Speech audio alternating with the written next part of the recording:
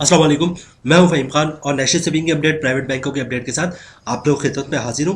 Request आप लोग से ही, हमारा नया चैनल है, अभी तक आप लोगों ने चैनल सब्सक्राइब नहीं किया तो चैनल सब्सक्राइब कर दें, वीडियो को लाइक कर दें, वीडियो को शेयर कर दें, बेल आइकन को प्रेस कर दें ताकि डेली बेसिस पे जो हम लोग आप लोग के लिए वीडियोज़ बना रहे हैं, चाहे वो नेशनल सेविंग से रिलेटेड हो या प्राइवेट बैंकों से रिलेटेड हो, वीडियो फर्स्ट ऑफ ऑल आप लोग को मिले और आप लोग ज़्यादा से ज़्यादा फ़ायदा हासिल कर सके।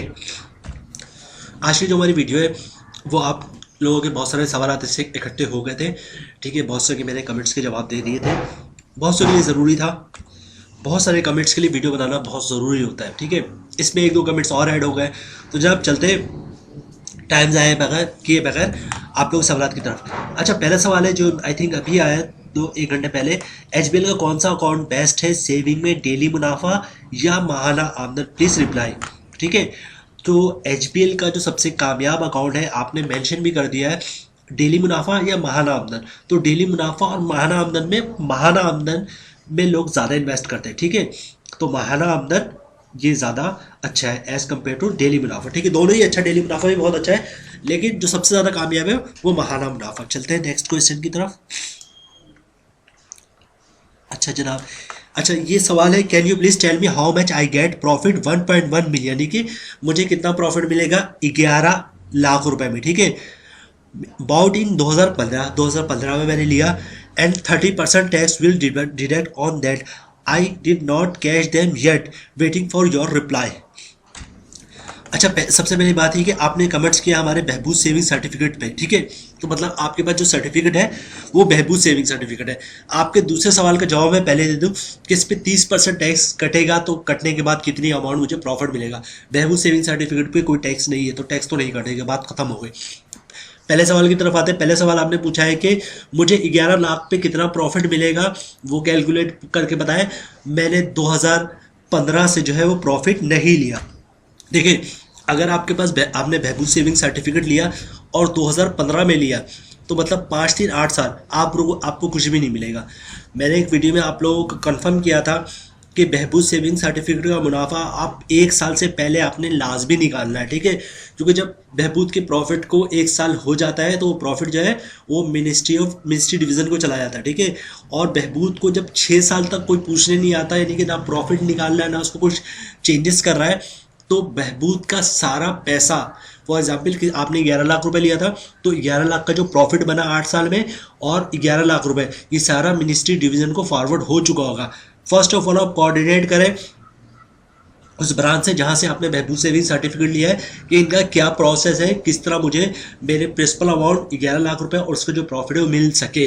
जहां तक मैंने पढ़ा है, ये चीज़ आपको वापस मिलना बहुत मुश्किल होगा, बहुत मुश्किल होगा। ठीक है, तो आप ये छोड़ दें प्रॉफिट वगैरह, फर्स्ट ऑफ ऑल कोऑर्डिनेट करें। पता नहीं आप लोगों को किसने मशवरा दिया कि भाई 8 8 साल तक बहबूद पे सेविंग सर्टिफिकेट और मुनाफा छोड़ दो। मैंने तो तकरीबन वीडियोज़ में ये बताया कि जैसी बहबूद सेविंग सर्टिफिकेट का प्रॉफिट आए, प्रॉफिट को निकालो, उसमें थोड़े पैसे हैं तो और मिलाओ, अदरवाइज जितना प्रॉफिट आया उसको दोबारा री इन्वेस्ट कर दो। 1 लाख का था, 20,000 प्रॉफिट आया, 20,000 का बहबूद सेविंग ले लो। अगले 1 महीने बाद क्या होगा, 1 लाख का प्रॉफिट अलहदा आएगा, 20,000 का अलहदा आएगा, तो 1,20,000 का जो प्रॉफिट बन रहा है वो बहबूद से वो मजीद इन्वेस्ट कर दो। जो भी प्रॉफिट है 5-5 हज़ार का, तो आप बहबूद सेविंग सर्टिफिकेट ले सकते हैं। तो बहबूद के पैसे को इस तरह यूटिलाइज किया जाता है कि अगर आपके पास पैसे एक्स्ट्रा हैं तो उसी को दोबारा री इन्वेस्ट किया जाए। 8 साल के लिए कोई नहीं छोड़ता। अगर आपने 8 साल 10 साल के लिए छोड़ना था तो फिर आप उनका जो है ना डिफेंस सेविंग सर्टिफिकेट लेना था। बहबूद का तो बहुत बड़ा इशू है, मैं अपनी एक वीडियो में बता चुका हूँ। बहरहाल हो सकता है रूल 4-6 महीने में कुछ चेंज हुआ हो। आप फर्स्ट ऑफ ऑल जो है वो कोऑर्डिनेट करें अपनी उस ब्रांच से जहाँ से आपने बहबूद सेविंग सर्टिफिकेट लिया है और पूछे क्या प्रोसेस है। 8 साल से आपने ना कोई प्रॉफिट निकलवाया है और ना ही आपको जो है आपने देखा उसकी तरफ कि बहबूद की क्या पोजीशन है, अकाउंट का भी नहीं देखा। ठीक है, तो फर्स्ट ऑफ ऑल जाके कोऑर्डिनेट करें और मालूम करें कि प्रॉफिट का क्या सिलसिला होगा और प्रिंसिपल अमाउंट का क्या सिलसिला होगा। जनाब चलते हैं नेक्स्ट क्वेश्चन की तरफ। अच्छा जनाब, नेक्स्ट सवाल है, सलाम वालेकुम सलाम, अगर प्रॉफिट नहीं लेना चाहे तो उसके लिए क्या करना होगा, प्लीज़ गाइड मी।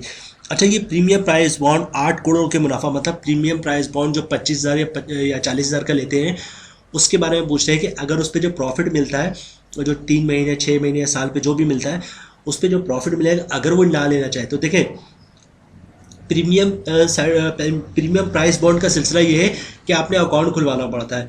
जब आप अकाउंट खुलवाएंगे तो प्रॉफिट तो गिरेगा ही गिरेगा उसमें। ठीक है, अब कोई मैनुअल प्रोसेस नहीं है, प्रॉफिट आपके अकाउंट में गिरेगा गिरेगा। या तो आप उस प्रॉफिट को निकलवाए नहीं, जब होगा तब देखा जाएगा कि क्या होता है। लेकिन जो उलमा हजरात या मुफ्ती हजरात जो इसका हल बताते हैं कि इनको पैसे को सदका वगैरह कर दे, जो भी प्रॉफिट की अमाउंट है। बहरहाल आप किसी आलिम से पूछें, क्योंकि ये प्रीमियम प्राइस बॉन्ड है, ये इस्लामी तो नहीं है, ये कन्वेंशन। इसका मतलब इसका जो प्रॉफिट आएगा वो सूद ही होगा, ठीक है।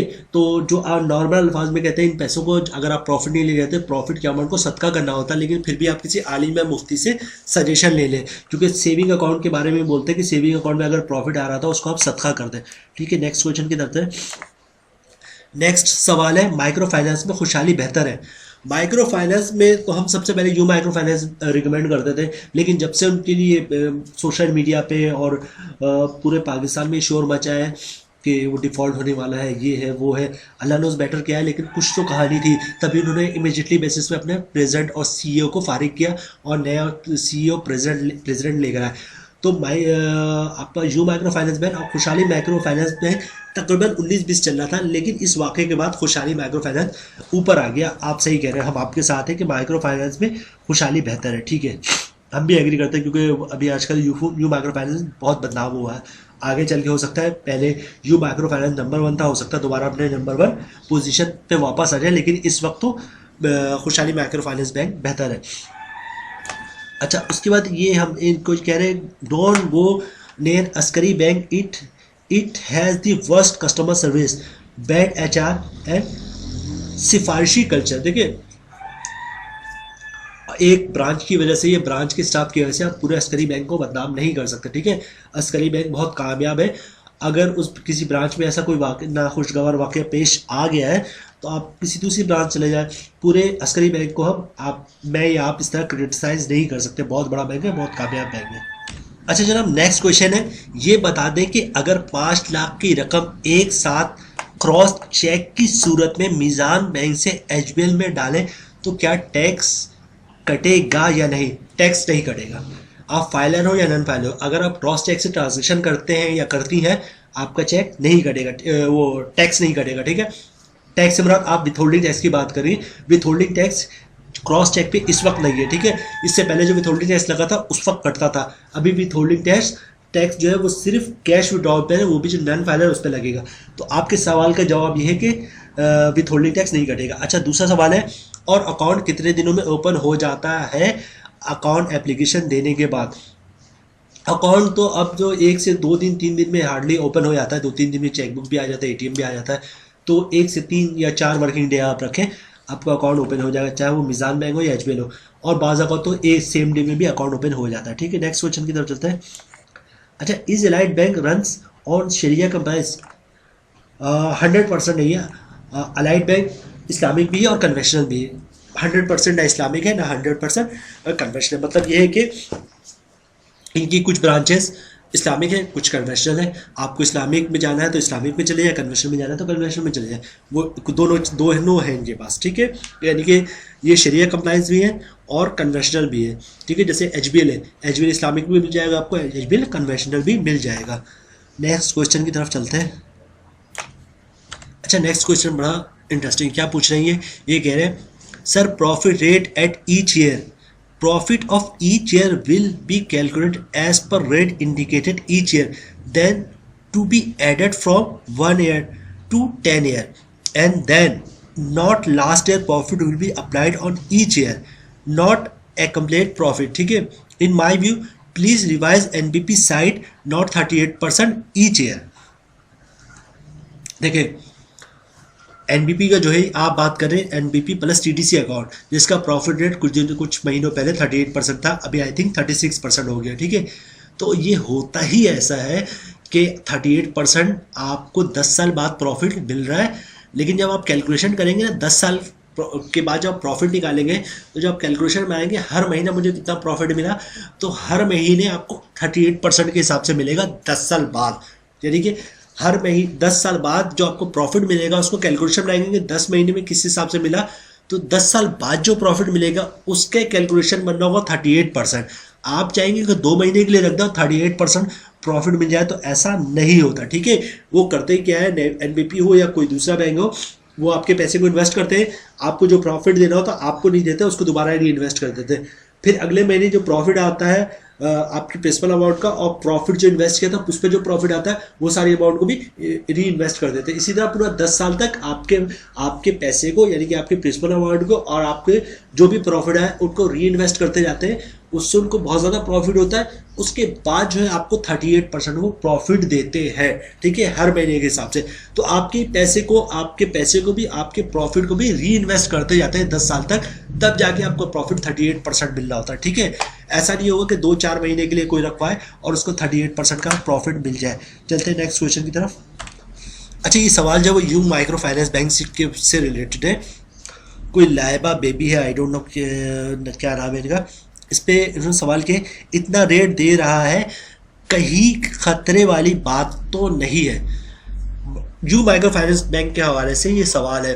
देखिए, हमने एक वीडियो में 2-3 वीडियो हमने ऐसा बनाई है जिसमें हमने कहा है कि पाकिस्तान के स्ट्रॉन्ग बैंक कौन से हैं और पाकिस्तान के बैंक डेंजर जोन में कौन है। तो देखिए, किसी बैंक के बारे में बताना कि बैंक बंद हो जाए कोई भी नहीं बता सकता। स्टेट बैंक की शायद नॉलेज में हो तो वो भी आपको बताएगा नहीं कभी, या जो बैंक बंद होने वाला है उसके डायरेक्टर को पता होगा लेकिन वो भी नहीं बताएगा आपको, ठीक है। तो कौन सा बैंक बंद होने वाला है, ये क्या है क्या नहीं है, हमने एक वीडियो बनाई थी और उसमें हमने कहा था कि कौन से बैंक डेंजर जोन में है। बैंक का नाम हमने नहीं लिया था लेकिन हमने कहा था माइक्रो फाइनेंस बैंक जो है वो सबसे ज़्यादा डेंजर जोन में, क्योंकि सबसे ज़्यादा प्रॉफिट दे रहा है। तो आपका इस सवाल बिल्कुल सही है, कितना प्रॉफिट दे रहा है, डूब तो नहीं जाएगा भाई डेंजर जोन में, मतलब ये है कि खतरे वाली बात तो है। तो आपको अगर मकसद आप कंफ्यूज हैं कि इतना प्रॉफिट दे रहा है, इन्वेस्ट करें या ना करें, तो हमारे लिहाज से आप ना करें, क्योंकि माइक्रो फाइनेंस बैंक कोई सा भी हो वो सब डाउटफुल होते रहते हैं, ठीक है। इतना ज़्यादा प्रॉफिट दे रहे हैं, ये डाउटफुल ही रहते हैं। तो मेरा भी, हमारी टीम का भी आपको मशवरा यही है कि माइक्रो फाइनेंस बैंक में ज़रा सोच समझ के इन्वेस्ट करें, चाहे वो यू माइक्रो फाइनेंस बैंक हो या खुशहाली माइक्रो फाइनेंस बैंक हो या कोई और माइक्रो फाइनेंस बैंक हो, ठीक है। चलते हैं नेक्स्ट सवाल की तरफ। अच्छा, इनका सवाल ये, प्रीमियम प्राइस बॉन्ड की ड्रॉ पब्लिक के सामने होती है या नहीं, ठीक है। दूसरा सवाल है, ओल्ड बॉन्ड्स की तरह ये ड्रॉ होती है या इसका तरीका चेंज है? प्राइस बॉन्ड चाहे प्रीमियम हो या 100, 50, 200, 750, 1500 से प्राइस बॉन्ड हो, प्राइस बॉन्ड जो है वो पब्लिकली नहीं होती ड्रॉ, वो वैसे ही होता है जैसे आज से 50 साल पहले ये सिलसिला चल रहा था। मतलब ये है कि कोई चीज़ नहीं है, चाहे वो प्रीमियम प्राइस बॉन्ड हो या नॉर्मल प्राइस बॉन्ड हो, वो पब्लिक के सामने नहीं होता, ना प्रीमियम होता है ना नॉर्मल वाला होता है। वो कहाँ होता है, कब होता है ये तो हमें पता होता है, किस तरह हो रहा होता है ये सिर्फ नेशनल सेविंग वालों को ही पता होता है। जनाब, ये सारे सवाल हैं जिनके जवाब हमने आपको दे दिए, ठीक है। कुछ सवाल बहुत इंटरेस्टिंग थे। उम्मीद है वीडियो आप लोगों को पसंद आई होगी। रिक्वेस्ट आप लोग से यही है, हमारा नया चैनल है, अभी तक आप लोगों ने चैनल सब्सक्राइब नहीं किया तो चैनल सब्सक्राइब कर दें, वीडियो को लाइक कर दें, वीडियो को शेयर कर दें, बेल आइकन को प्रेस कर दें, ताकि डेली बेसिस पे जो हम आप लोग के लिए वीडियोस बना रहे हैं, चाहे वो नेशनल सेविंग से रिलेटेड हो या प्राइवेट बैंकों से रिलेटेड हो, वीडियो फर्स्ट ऑफ ऑल आप लोग को मिले और आप लोग ज़्यादा से ज़्यादा फ़ायदा हासिल कर सके। मिलते हैं नेक्स्ट वीडियो में इंशाल्लाह, तब तक के लिए अल्लाह हाफिज़।